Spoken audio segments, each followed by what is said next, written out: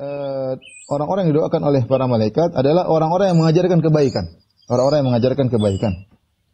Dari Umamah Al-Bahili, Abu Umamah Al-Bahili radhiyallahu anhu, beliau berkata, qala Rasulullah sallallahu alaihi wasallam bersabda, "Inna Allah malaikatahu wa ahlas samawati wal ardin hatta an-namla fi juhriha wa hatta al-hut la yusalluna ala muallimin nasi al-khaira."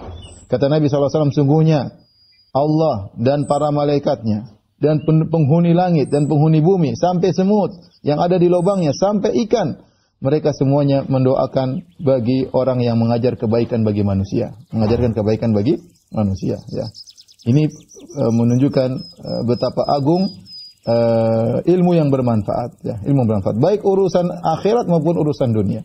Ya, di sini mengajarkan kebaikan. Kebaikan sini umum. Ya, bahwasanya malaikat mendoakan orang yang mengajarkan orang lain kebaikan. Tentunya dengan syarat orang tersebut harus ikhlas, harus ikhlas. Ya, tentunya yang mengajarkan misalnya mengajarkan agama, mengajarkan tauhid, mengajarkan tajwid, mengajarkan keikhlasan, mengajarkan amal-amal ibadah. Demikian juga mengajarkan masih ilmu bermanfaat, ilmu-ilmu yang bermanfaat bagi manusia.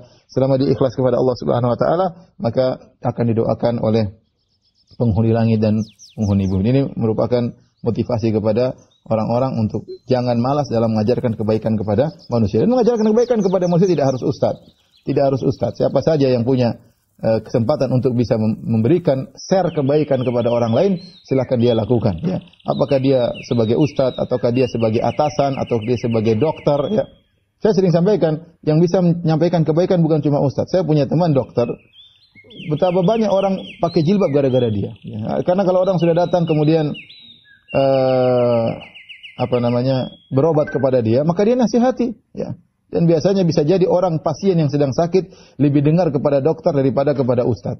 Dia dokter bilang begini-begini dengan adik coba pakai jilbab, insya Allah begini. Ya, dia dengar pakai jilbab ya.